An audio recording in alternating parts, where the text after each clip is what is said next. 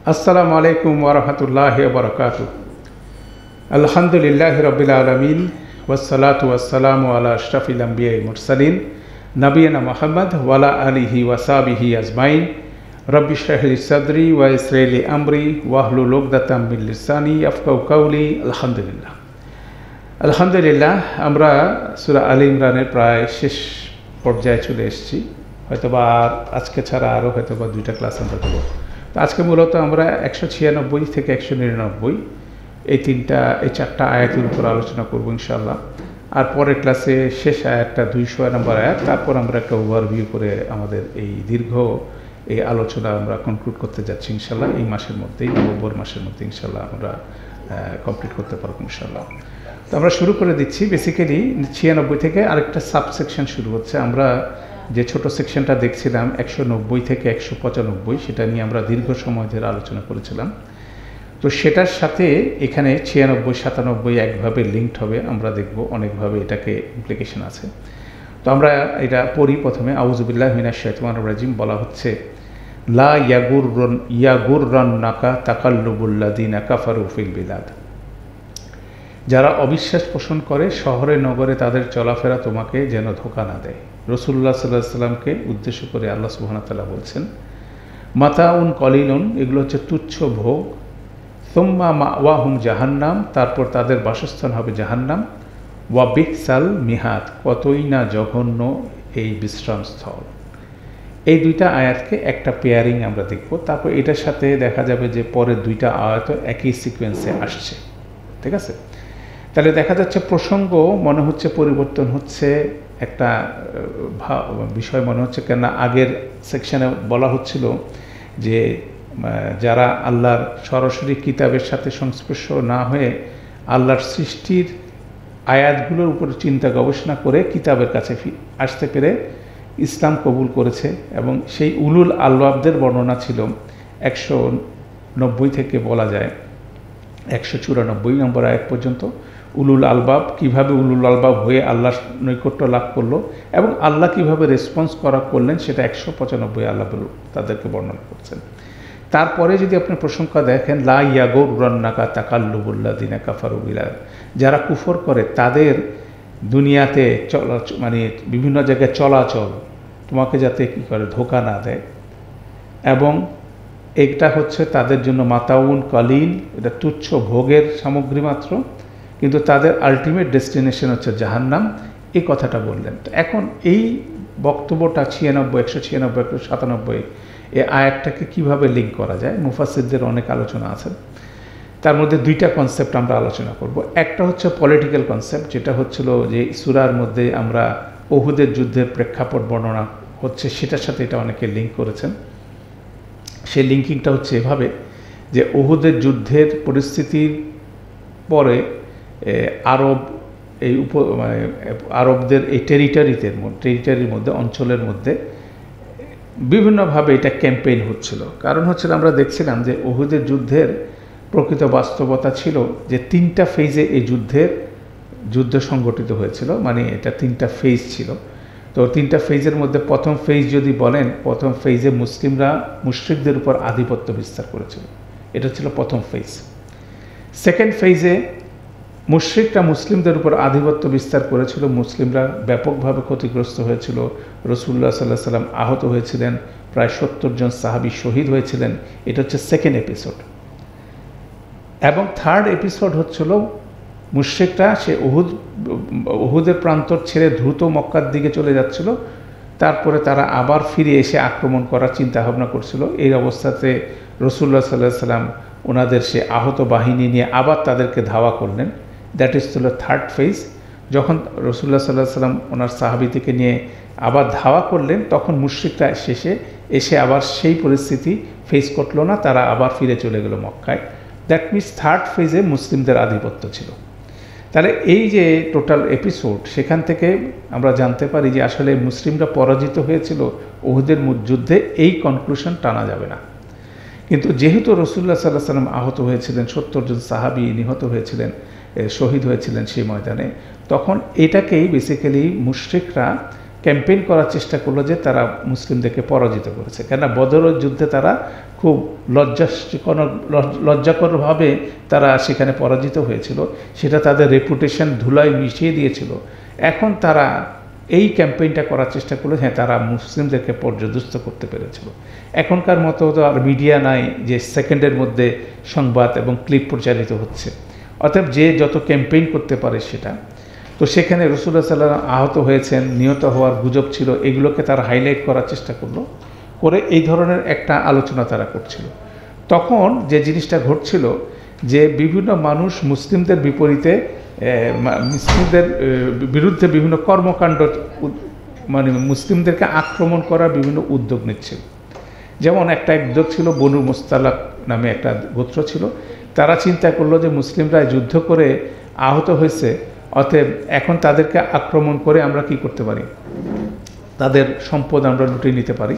সেজন্য তারা সেই অপরচুনিটি নিয়ে সেই সময় মুসলিমদেরকে আক্রমণ করার চেষ্টা করলো। কিন্তু রাসূলুল্লাহ সাল্লাল্লাহু আলাইহি ওয়াসাল্লাম প্রোঅ্যাক্টিভলি তাদের উপরে আগের থেকে আক্রমণ করে তাদেরকে পরাভূত করেছিলেন এবং তাদের মধ্যে থেকে ম্যাক্সিমাম মানুষকে গ্রেফতার করতে পেরেছিলেন। এবং এর পরবর্তীতে বনু মুস্তালাকের মানুষ মনে করছিল যে এদের সবাইকে হত্যা করা হবে, কিন্তু রাসূলুল্লাহ সাল্লাল্লাহু আলাইহি ওয়াসাল্লাম তাদেরকে ক্ষমা করে দিলেন। এবং যখন এই প্রায় মোর দেন 100 তাদের যোদ্ধা ছিল, তাদেরকে যখন রাসূলুল্লাহ সাল্লাল্লাহু আলাইহি ওয়াসাল্লাম আটক করে ক্ষমা করে দিলেন, এই মহাবনতায় ওরা সবাই কী করলো, সবাই ইসলাম কবুল করলো। বনু মুস্তালিক সম্পূর্ণভাবে ইসলামে প্রবিষ্ট হয়ে গেল। এটা একটা ইনসিডেন্স উহুদের যুদ্ধের পরবর্তীতে দেখা যায়। এর পরবর্তীতে যে জিনিসটা দেখা যায় যে মক্কার কুরাইশরা তখন ক্যাম্পেইন করা শুরু করে তাদের যে আশেপাশের গোত্রগুলো আছে তাদের কাছে, যে আমরা অলমোস্ট তাদেরকে ফিনিশ করে দিয়েছিলাম, আমাদের শেষ করে দিয়েছিলাম, এখন আমাদের দরকার, তোমরা যদি আমাদের সাথে আসো তাহলে আমরা তাদেরকে সম্পূর্ণভাবে ধ্বংস করতে পারবো এবং প্রচুর সম্পদ সেখানে আছে, মদিনার শহর আমরা দখল করে নিতে পারবো, গনিমতের প্রচুর মাল আমরা অর্জন করতে পারবো। এই সব দেখায় তারা বিভিন্ন গোত্রের মধ্যে কি করছিল, এই ক্যাম্পেইনটা করছিল। এইটাকেই বেসিক্যালি অনেক মুফাসসির বলছেন এটা হচ্ছে এই তাকাল্লুব শব্দটা, যে শব্দটা এখানে ব্যবহার করা হচ্ছে, বিভিন্ন জায়গায় ঘুরে বেড়ানো। তাহলে কোনো একটা পারপাসে তারা যখন বিভিন্নভাবে ঘুরে বেড়াচ্ছে যারা কুফর করছে, তাদের এই যে মুভমেন্ট, এটা রাসূলুল্লাহ সাল্লাল্লাহু আলাইহি ওয়াসাল্লাম জানতে পারছিলেন এবং শঙ্কিত হচ্ছিলেন। রাসূলুল্লাহ সাল্লাল্লাহু আলাইহি ওয়াসাল্লাম এবং সাহাবীরা, আল্লাহ সুবহানাহু ওয়া তাআলা তাদেরকে অভয় দিলেন যে তোমাদের এটাতে শঙ্কিত হওয়ার কিছু নেই। যে তারা এই যে বিভিন্ন রকম মুভ নিচ্ছে, মানে শঙ্কিত হওয়ার মতো বিষয় ছিল যদি প্র্যাকটিক্যালি চিন্তা করেন, যে বেসিক্যালি শঙ্কিত হওয়ার বিষয় এই জন্য ছিল, আপনি যুদ্ধগুলো যদি সিকোয়েন্স চিন্তা করেন, বদরের যুদ্ধে মুসলিমরা 313 জন মোকাবেলা করেছিলেন 1000 জনকে। আল্লাহর অশেষ রহমতে এবং সাহায্যে তারা তাদেরকে পরাভূত করতে পেরেছিলেন। এরপর উহুদের যুদ্ধে মুসলিমরা বেসিক্যালি ফাইট করছিল 700 জন, তার বিপরীতে প্রায় 3000 জন মুশরিক সেখানে অংশগ্রহণ করেছিল সেই যুদ্ধে। এটা যদি আপনি তাদের ওই ফেজের কথা চিন্তা করেন।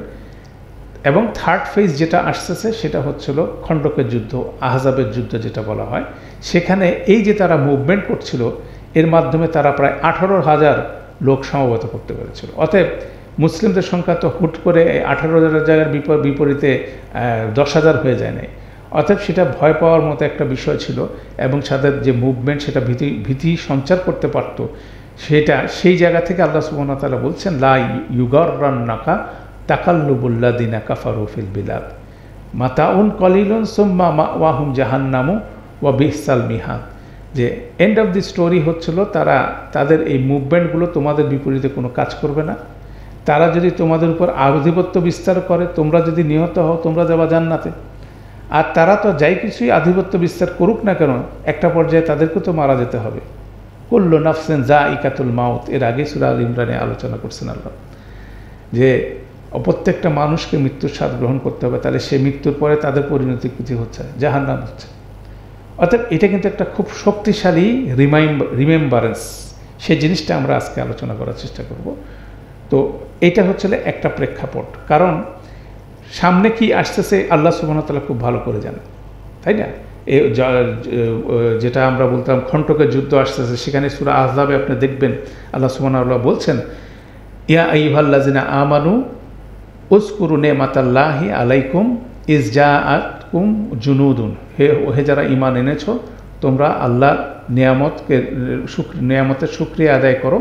তারপর আল্লাহ বলছেন যে যখন একটা সৈন্য দল তোমাদের কাছে এসেছিল, তারপরে আল্লাহ বলছেন ফা আরসালনা আলাইহিম রিহান, অতঃপর আমরা তাদের উপরে প্রেরণ করেছিলাম বায়ু ঝড়, ওয়া জুনুদান এবং সৈন্যবাহিনী, লাম তারাওহা, যেটা তোমরা দেখতে পাওনি। দ্যাট মিনস উহুদের খন্দকের যুদ্ধের মধ্যে এই 18,000 বাহিনী এসে মদিনাকে ঘেরাও করে ফেলেছিল। সেখানে পরীক্ষা খনন করা হয়েছিল এবং সেখান থেকে তারা এক্সপেক্ট করতেছিল, যারা ঘেরাও করছিল, যে একটা সময় মদিনার মানুষের রসদ ফুরায় যাবে, তারপর তারা আক্রমণ করবে। কিন্তু আল্লাহ সুবহানাহু ওয়া তাআলা 25 দিন অতিবাহিত হওয়ার পরে যারা বাইরে ওয়েট করতেছিল তাদেরই রসদের 12টা বাজে দিচ্ছে সেই ধূলিঝড়ের মাধ্যমে। তো আল্লাহর বাহিনী কত বড় এবং কিভাবে কাজ করতে হবে সে ব্যাপারে সেটার ব্যাপারে মুসলিমদের ইমানের বিষয়টা বেসিক্যালি এখানে রিমাইন্ডার স্মরণ করা দিচ্ছেন।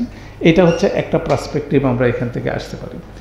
সেকেন্ড যে জিনিসটা আসে, ইমিডিয়েট আগের যে আয়াতগুলো আছে, যে ইমিডিয়েট আগের আয়াতগুলো আমরা বলছিলাম যে একটা দলের কথা আল্লাহ বর্ণনা করছেন যারা সরাসরি আল্লাহর আয়াতের সংস্পর্শে আসতে পারে নাই, কিন্তু তারা সৃষ্টি নিয়ে চিন্তা গবেষণা করে সৃষ্টির আয়াতের উপরে গবেষণা করে এসে তারা আল্লাহর আয়াতের কাছে চলে আসছে, মানে আল্লাহর কিতাবের কাছে চলে আসতে পেরেছিল। সেই একটা গ্রুপের কথা বলা হচ্ছে উলুল আলবাবের কথা। এটা যেমন একটা গ্রুপ, এটার উল্টা দিকের গ্রুপটা কি? যারা রাসূলুল্লাহ সাল্লাল্লাহু আলাইহি সাল্লামকে স্বচক্ষে দেখেছিল, তার সান্নিধ্যে এসেছিল, আসার পরেও কি তারা ঈমান আনতে পারে নাই। এটা হচ্ছে আরেকটা গ্রুপ। এবং তারা দুনিয়াতে আধিপত্যের সাথে চলাচল করতেছে, বিচরণ করতেছে, মনে হচ্ছে তারা যেটা করতেছে দ্যাট ইজ রাইট, রাসূলুল্লাহ সাল্লাল্লাহু আলাইহি সাল্লাম যা করতেছে সেটা রং, সেরকম বিষয়টাই তো মনে হচ্ছে। কুরাইশরা বাণিজ্যিকভাবে, অর্থনৈতিকভাবে, সামরিকভাবে আধিপত্য বিস্তার করছে। ইহুদি রাবাইরা তাদের জ্ঞানের আধিপত্য বিস্তার করার চেষ্টা করছে। অতএব তারা মনে করা হচ্ছে যে তারা ডমিনেন্ট ফ্যাক্টর। কিন্তু আল্লাহ সুবহানাহু ওয়া তাআলা বলছেন কোনো অবস্থায় তারা ডমিনেন্ট ফ্যাক্টর না, তাদের সবারই পরিণতি হবে জাহান্নাম। আর দুনিয়াতে তারা যা কিছু এনজয় করতেছে এটা হচ্ছে মাতাউন কালিল, এটা হচ্ছিল স্বল্প সময়ের জন্য, সেই বিষয়টা আল্লাহ তাদেরকে দিচ্ছেন। এবং আল্লাহ সুবহানাহু ওয়া তাআলা এর আগে বর্ণনা করছেন কেন তাদেরকে এটা দেওয়া হয়েছে।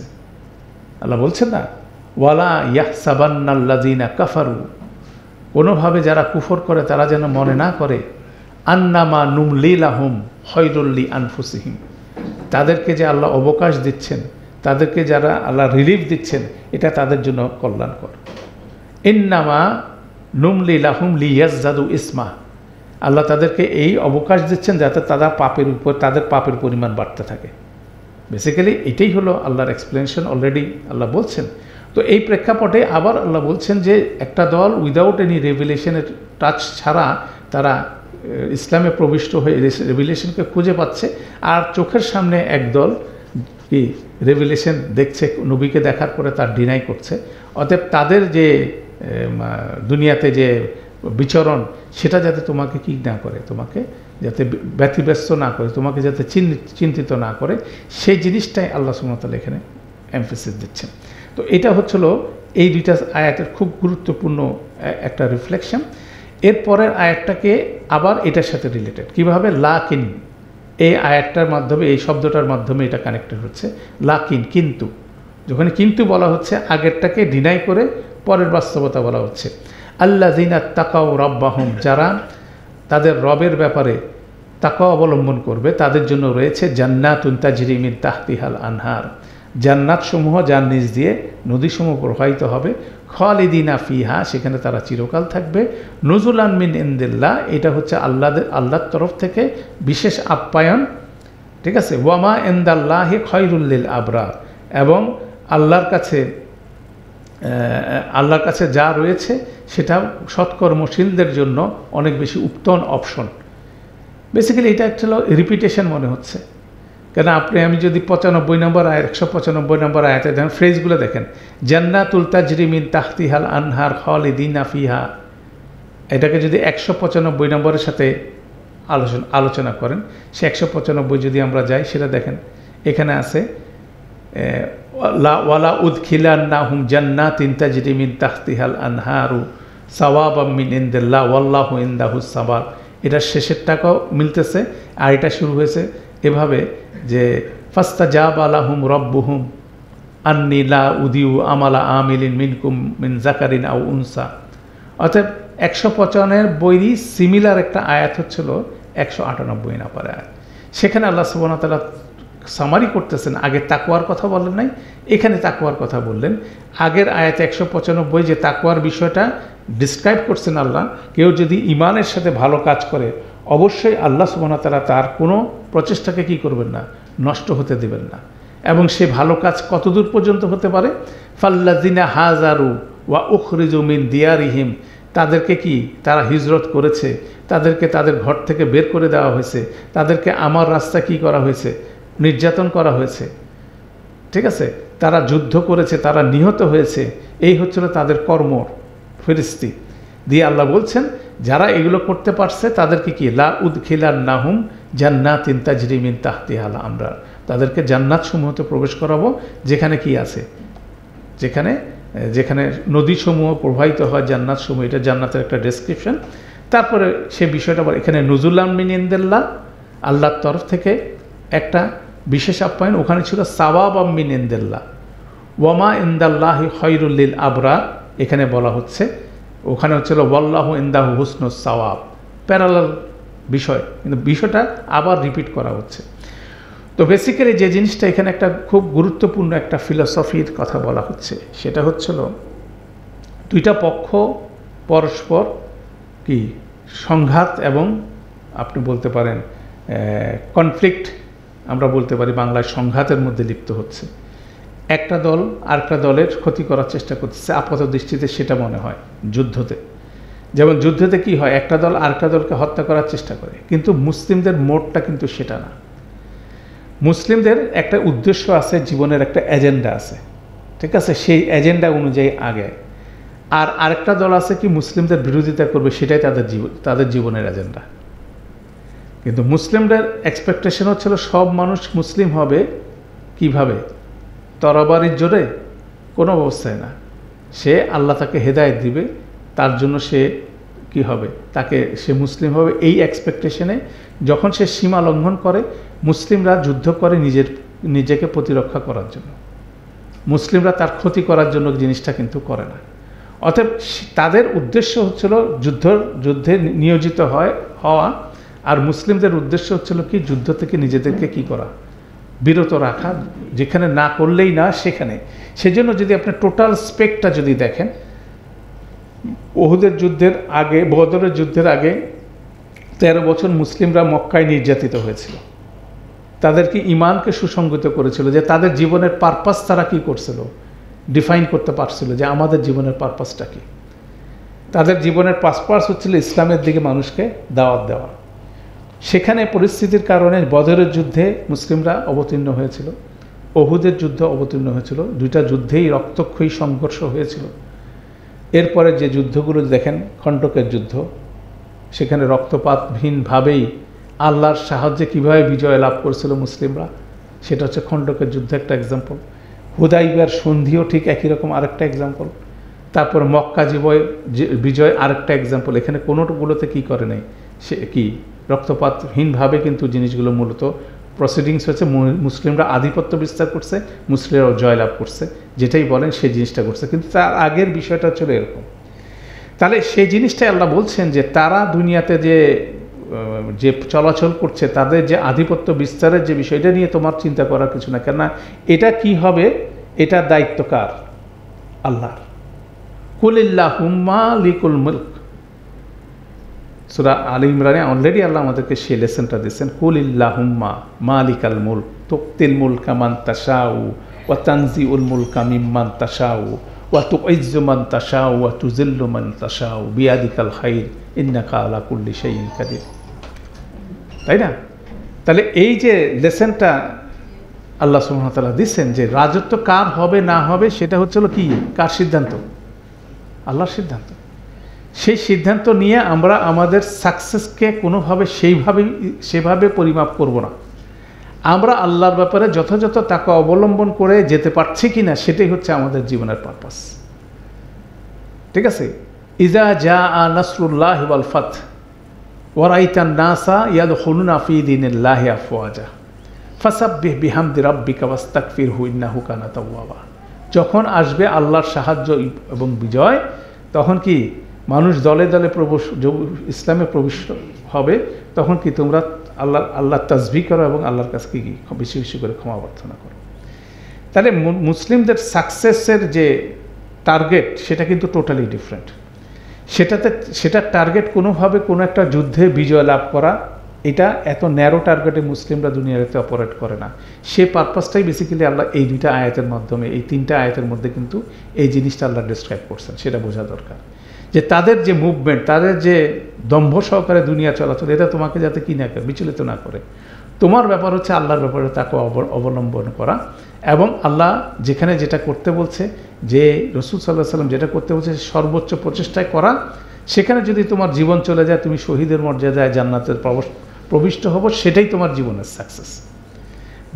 দুনিয়ার মানুষ কি মনে করতে পারে? দুনিয়ার মানুষ মনে করতে পারে ইউ ফেইল্ড।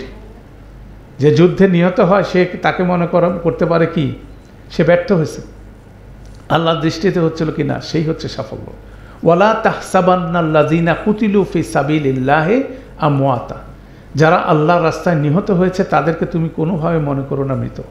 বাল আহিয়াউন ইনদা রাব্বিহিম ইউরজাকুন, তারা হচ্ছিল কি জীবিত, তাদের রবের কাছে তাদের অবস্থান, এবং তাদেরকে রিজিক দেওয়া হচ্ছে। অতএব এগুলো হচ্ছিল গুরুত্বপূর্ণ কনসেপ্ট। এবং মুসলিমরা যখন আরেকজনের সাথে কনফ্লিক্টে নিয়োজিত হচ্ছে, তার মোড কিন্তু ডিফারেন্ট, কিন্তু সে কিন্তু কি করতেছে না, তার ক্ষতি করতে চাচ্ছে না, তার কল্যাণের জন্য দোয়া করছে। রাসূলুল্লাহ সাল্লাল্লাহু আলাইহি সাল্লাম আবু লাহাব, আবু জাহালের জন্য কি করছেন? দোয়া করছেন কি হেদায়েতের। যখন তারা জীবিত ছিল তখন তাদেরকে হেদায়েতের জন্য, সমস্ত মুশরিকদের জন্য রাসূলুল্লাহ সাল্লাল্লাহু আলাইহি সাল্লাম দোয়া করছেন। কিন্তু যখন তারা সীমা লঙ্ঘন করছে তাদেরকে কি করা হয়েছে? প্রতিহত করা হয়েছে। অতএব এই যে মনস্তাত্ত্বিক বিষয়টা, এটা টোটালি ডিফারেন্ট। সেটাই বেসিক্যালি এখানে খুব স্ট্রংলি বর্ণনা করা হয়েছে। এবং দেখেন জান্নাতের বর্ণনার মধ্যে একটু ডিফারেন্স আছে। বলা হচ্ছে নুজুলান মিন ইনদিল্লাহ ওয়ামা ইনদাল্লাহি খায়রুল লিল আবরার। বিষয়টা বলছেন নুজুলান, যা কিছু জান্নাতিন তাজরি মিন তাহতিহাল আনহার, এটা হচ্ছিল কি আপ্যায়ন স্বরূপ। আপ্যায়ন মানে কি, যেটা বলা হয় এভাবে যে কারো বাড়িতে কাউকে যদি দাওয়াত দেওয়া হয়, তাকে কি করা হয়, প্রথম সে যখন নেমে এসে তার ঘরে ঢুকে তখন তো তাকে কি একটা ছোট নাস্তা দেওয়া হয়, ড্রয়িং রুমে বসায় একটু নাস্তা পানি দেওয়া হয়। এটা হচ্ছে নুজুলান। এরপরে তার জন্য কি থাকে, তাকে ডিনার থাকে, রাতের খাবার থাকে বা দুপুরের লাঞ্চ থাকে। বড় খাবারটা কি থাকে, পরে থাকে। প্রথমে কি থাকে, একটু অল্প কিছু তাকে খাবার দেওয়া হয়, এটাকে বলা হয় নুজুলান। আল্লাহ সুবহানাহু ওয়া তাআলা বলছেন জান্নাতুন তাজরি মিন তাহতিহাল আনহার, এই যে বর্ণনা, এগুলো হচ্ছে নজুলান। আর আমাদের কাছে মনে হয় এটাই হচ্ছে আলটিমেটলি জান্নাত। কিন্তু মূলত জান্নাতের বর্ণনা হচ্ছে কি, মানুষের চোখ যা দেখে নাই, হৃদয় যা কল্পনা করে নাই, কান যা শুনে নাই, এইসব জিনিসের জান্নাত ঠাসা। অতএব সেই জিনিসটা, এবং শেষে বলা হচ্ছে নজুলাম মিন ইনদিল্লাহ, আল্লাহর সন্নিকটে। দ্যাট মিনস সবচেয়ে বড়, মানে মানুষের জান্নাতের সবচেয়ে বেশি বড় আকর্ষণীয় বিষয় হবে কি, আল্লাহর দর্শন। অর্থাৎ জান্নাত সম্পর্কে আপনি বিভিন্ন জায়গায় যে বর্ণনাগুলো আছে সেগুলোকে যদি আপনি দেখেন, প্রতিটার মধ্যে কিন্তু ডিফারেন্ট ফ্লেভার আছে। তো একইভাবে জান্নাত বর্ণনা করলে একটু ডিফারেন্টভাবে বর্ণনা করা হলো, এবং শেষে বলা হলো ওয়ামা ইনদাল্লাহি খায়রুল লিল আবরার। আপনি এটা আগে আবরার শব্দটা আগে কোথায় দেখছেন, একটু ইমিডিয়েট আগে মনে আছে, ওয়াতাওয়াফানা মা আল আবরার। আমরা দোয়া করছি কি, উলুল আলবাব হয়ে দোয়া করছি, আমাদেরকে সৎকর্মশীলদের জন্য কি সাথে আমাদেরকে ফিরিয়ে নেন। আল্লাহ সুবহানাহু ওয়া তাআলা বলছেন ওয়ামা ইনদাল্লাহি খায়রুল লিল আবরার, এবং আল্লাহর কাছেই রয়েছে আবরারদের জন্য উত্তম অপশনস, তাই না? অতএব এই বিষয়গুলো কিন্তু একইভাবে এই সূরা যেমন কনক্লুশন হচ্ছে, আমরা নেক্সট যখন ফুল স্ট্রাকচারটা আলোচনা করব তখন দেখব এটা কনক্লুডিং রিমার্ক হিসাবে কিছু জিনিস আল্লাহ এখানে রিমাইন্ড করতেছেন। এবং শেষ পার্ট হিসেবে আমরা যে জিনিসটা আমরা দেখব আজকে 199 নম্বর আয়াতে, সেখানে আল্লাহ আরেকটা জিনিস, গুরুত্বপূর্ণ বিষয় এই আয়াতের, মানে সূরা থেকে পিক করে বললেন। আল্লাহ বলছেন ওয়া ইন্না মিন আহলিল কিতাব, অবশ্যই আহলি কিতাবদের মধ্যে থেকে লামাই ইউমিনু বিল্লাহি, এবং যে কেউ আল্লাহর উপরে বিশ্বাস স্থাপন করে, ওয়ামা উনজিলা ইলাইকুম, এবং যা কিছু তোমাদের উপরে নাজেল হয়েছে সেটাতে বিশ্বাস স্থাপন করে। ওয়ামা উনজিলা ইলাইহিম, যা কিছু তাদের উপরে নাজেল হচ্ছে সেটাতে বিশ্বাস স্থাপন করে। খাশিঈনা লিল্লাহ, এবং সেটার প্রতি বিনয়ী হয়, আল্লাহর প্রতি তারা বিনয়ী হয়ে এই বিশ্বাসটা স্থাপন করে। লা ইয়াশতারুনা বি আয়াতিল্লাহি সামানান কালিলা, এবং তারা অল্প মূল্যে আল্লাহর আয়াতসমূহ বিক্রি করে না, তাই না? উলাইকা লাহুম আজরুহুম ইনদা রাব্বিহিম, তারাই হলো যারা, তাদের পুরস্কার রয়েছে তাদের রবের কাছে। ইন্নাল্লাহা সারিউল হিসাব, এবং আল্লাহ সুবহানাহু ওয়া তাআলা খুব দ্রুত হিসাব নিয়ে থাকেন। দ্যাট মিনস এখান থেকে অনেক আলোচনা আছে। একটা আলোচনার মধ্যে অনেকে বলে যে আহলে কিতাবের লোকজন জান্নাতে যাবে, অনেকে স্ট্রেট ফরওয়ার্ড এই ধরনের একটা আলোচনা করে যে আহলুল কিতাবের লোকজনও কোথায় যাবে? জান্নাতে যাবে। এখানে কিন্তু বেসিক্যালি সেটাই বলা হচ্ছে, কিন্তু কন্ডিশন আছে। আহলের কিতাবের লোক যদি আল্লাহর উপরে বিশ্বাস স্থাপন করে, যা কিছু তোমাদের উপরে মানে কোরআনের উপর বিশ্বাস স্থাপন করে, যা কিছু তাওরাত এবং ইঞ্জিলে আছে সেটার উপর বিশ্বাস করে, এবং এটার মাঝখানের যা কিছু সত্য সেটাকে সে কোনো অবস্থায় লুকায় না, ঠিক আছে?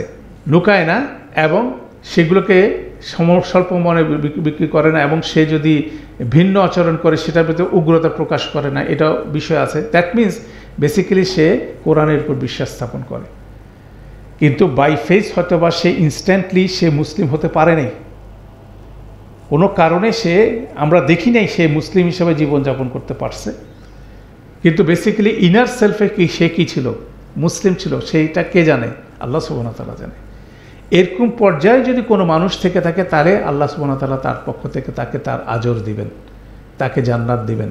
বিষয়টার বক্তব্যটা এই জন্য শেষে আল্লাহ বললেন ইন্নাল্লাহা সারিউল হিসাব, আল্লাহ খুব দ্রুত হিসাব নেন। দেখুন এরকম করে ট্রানজিশন করে যদি কেউ চলে যেতে পারে, আপনাকে আমাকে দেখানো আর দেখলাম কি না দেখলাম এটাতে কিছু যায় আসে না। সে দুনিয়াতে মুসলিম হিসাবে পরিচিতি পাইলো কি পাইলো না সেটাতে কিছু যায় আসে না। সে যদি তার এই ট্রানজিশনটা যদি ঠিক মতো যদি সে মেনটেন করে যেতে পারে, আল্লাহ সুবহানাহু ওয়া তাআলা তাকে কী দিবে? যথাযথ পুরস্কার দেবেন। এটা মুসলিমদেরকে বলছেন এই জন্য যে এরকম মুসলিমও আছে বিভিন্ন, যাদেরকে তোমরা মনে করছো আহলে কিতাব, ওখানের মধ্যে কেউ কেউ হয়তো বা ওরকম আছে। এটা কিন্তু গুরুত্বপূর্ণ একটা কনসেপ্ট, কেন আমরা ইচ্ছা মতো মানুষকে কী করতেছি? জাহান্নামের সার্টিফিকেট দিয়ে দিচ্ছি, জান্নাতের সার্টিফিকেট দিয়ে দিচ্ছে আমরা, আমাদের দেওয়ার কোনো এখতিয়ার নাই। আমাদের প্রত্যেকটা মানুষের সম্পর্কে ভালো ধারণা করতে হবে এবং আশা করতে হবে যে আল্লাহ যদি সে তার শেষ মুহূর্তে যদি সে ট্রানজিশন হতে পারে, আল্লাহ সুবহানাহু ওয়া তাআলা তাকে কী করবে? তাকে অবশ্যই তার রেওয়ার্ড দিবে। এই জন্য আল্লাহ বলছেন ইন্নাল্লাহা সারিউল হিসাব। এবং এই আয়াতের প্রেক্ষাপটটা যদি আপনি শুনেন তাহলে আপনার কাছে জিনিসটা ক্লিয়ার হবে।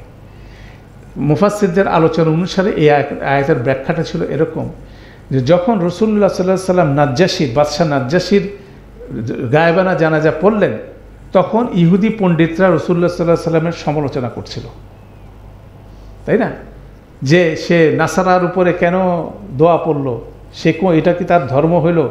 ঠিক আছে, এই যে সে কোনোভাবে প্রকৃত কাজ হলো না, বা ওনার রাসূলুল্লাহ সাল্লাল্লাহু আলাইহি ওয়াসাল্লামকে বিভিন্ন রকম কী করতেছে? সমালোচনা করতেছে। কিন্তু সেটার বিপরীতে আল্লাহ সুবহানাহু ওয়া তাআলা এই আয়াতটা নাজিল করছেন মুফাসসিরদের ধারা মতে। এটা যদি হয়ে যায়, নাজ্জাশী কিন্তু পরিচিত ছিল খ্রিস্টান শাসক হিসাবে। নাজ্জাশীর ওখানে যখন রাসূলুল্লাহ সাল্লাল্লাহু আলাইহি ওয়াসাল্লাম সাহাবীদেরকে, মক্কার সাহাবীদেরকে পাঠালেন, তাদেরকে হিজরত করালেন, সেখানে যখন আশ্রয় গ্রহণ করলো, তখন ওই সাহাবীদের কাছ থেকে নাজ্জাশী জানতে চাইল যে তোমাদের কি বিষয়। তখন নাজ্জাশীর সামনে যখন রাসূলুল্লাহ সাল্লাল্লাহু আলাইহি ওয়াসাল্লাম সাহাবীরা কোরআন পাঠ করলো, তখন উনি রিকগনাইজ করলেন this is the actual truth. এবং পরবর্তীতে মুশরিকরা যখন যে এদেরকে বিরুদ্ধে ব্যবস্থা নিতে গেল, নাজ্জাশী তাদেরকে প্রশ্রয় দিলেন না। তিনি 100% সুরক্ষিত করলেন যারা হিজরত করছিল মুসলিমদের, তাদেরকে সুরক্ষা দান করছিলেন। ইনার সেলফে নাজ্জাশী কী করছেন? ইসলাম কবুল করছেন, কিন্তু আউটার ওয়ার্ল্ডে কিন্তু তিনি এটা দেখাতে পারেন নাই, কেন এটা পলিটিক্যাল কারণে উনি পারেন নাই। মানে পলিটিক্যাল কারণটা যদি আপনি বুঝতে চান, পলিটিক্স এত সহজ বিষয় না যে আপনি যেটা বিশ্বাস করলেন অনেক ক্ষেত্রে সেটা প্রকাশ করা আপনার জন্য কি হতে পারে? আত্মঘাতী হতে পারে। সেক্ষেত্রে নিজের কাজ রোলটাকে আরও এক্সটেন্ড করার জন্য তিনি তার পরিচয়টা হাইড রেখে কিন্তু ওনার কাজ উনি করে গেছেন। বিষয়টা ছিল এরকম। তো সেটার জাজমেন্ট আলটিমেটলি কে দিতে পারে? আল্লাহ সুবহানাহু ওয়া তাআলা। তাহলে আল্লাহ সুবহানাহু ওয়া তাআলা যখন জাজমেন্টটা দিলেন, দিয়ে রাসূলুল্লাহ সাল্লাল্লাহু আলাইহি সাল্লামকে ওহী নাজিল করে বললেন যে নাজ্জাশীর গায়েবা জানাজা পড়ো, সেই জন্য গায়েবা জানাজা পড়া হলো। আমরা সেক্ষেত্রে জানলাম যে নাজ্জাশীকে যদিও বলা হচ্ছে যে খ্রিস্টান রুলার হিসাবে তিনি মৃত্যুবরণ করছেন, আসলে তিনি কি ছিলেন? End of the life he became Muslim, এবং সেটা আল্লাহ রিকগনাইজ করছেন। অতএব এই ধরনের ঘটনা গায়েবের মাধ্যমে রাসূলুল্লাহ সাল্লাল্লাহু আলাইহি সাল্লামকে আল্লাহ জানাই দিয়েছেন বলে উনি জানতে পারছেন। আর আমাদেরকে এই জিনিস দিবেন না। আমাদের গায়েবের সংবাদ আমাদের জন্য প্রযোজ্য না, এটা রসুল নবী রসুলদের জন্য প্রযোজ্য। অতএব আমাদের করণীয় কি? আমাদের আরেকজন সম্পর্কে ভালো ধারণা করতে হবে, উত্তম ধারণা করতে হবে। এটা গুরুত্বপূর্ণ একটা কনসেপ্ট। অতএব যাদেরকে আমরা বলছিলাম যে যারা ইসলামে প্রবিষ্ট হতে চায়, আসতে চায়, তাদেরকে রাস্তা করে দেওয়া হচ্ছে আমাদের কাজ। যদি মনে করি যে এই লোকটা ইসলামের দিকে আসতে চাচ্ছে, তাকে রাইট ফ্যাসিলিটেশন করাটা আমাদের কাজ।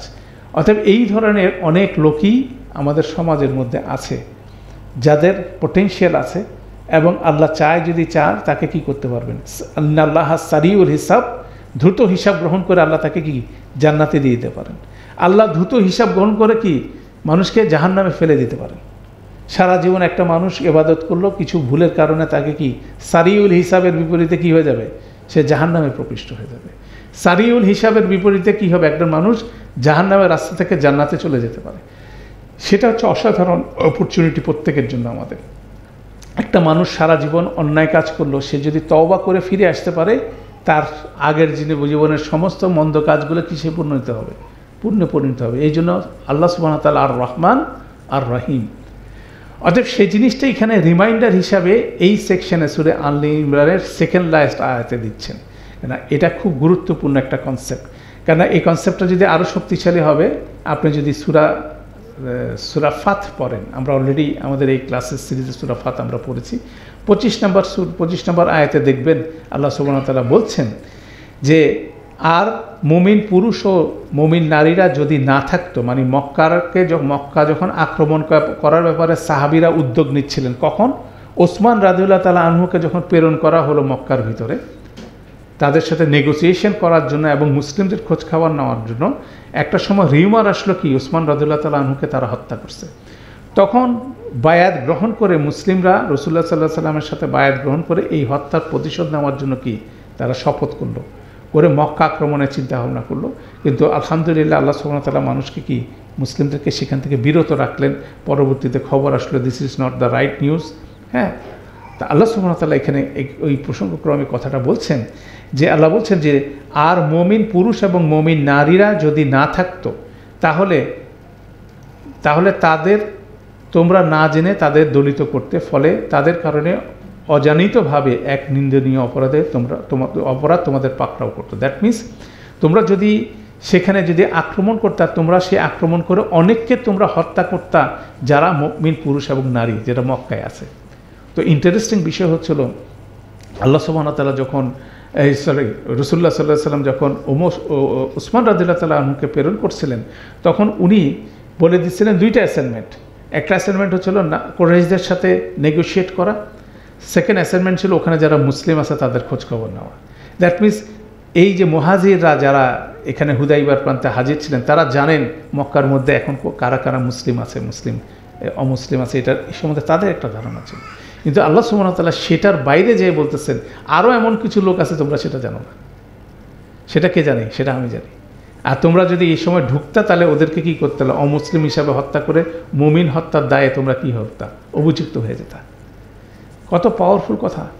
কেন সেখানে দেখা গেছে পরবর্তী সময় যে এই আবু সুফিয়ান, খালিদ বিন ওয়ালিদ, যারা মুসলিমদের ক্ষতি করার চেষ্টা করতেছে, আলটিমেটলি তারা কি হয়েছে? সবাই মুসলিম হয়ে গেছে। তো সে খবর কার কাছে আছে? আল্লাহ সুবহানাহু ওয়া তাআলার কাছে আছে। এটা কিন্তু পাওয়ারফুল ইনসাইট, মানে খুব দূরদৃষ্টি মুসলিমদের মধ্যে। জীবনের অ্যাসাইনমেন্ট কি মুসলিমদের? What is the purpose of life? কারোর সাথে আমি কনফ্লিক্টে যাচ্ছি, কি কারণে কনফ্লিক্টে যাচ্ছি?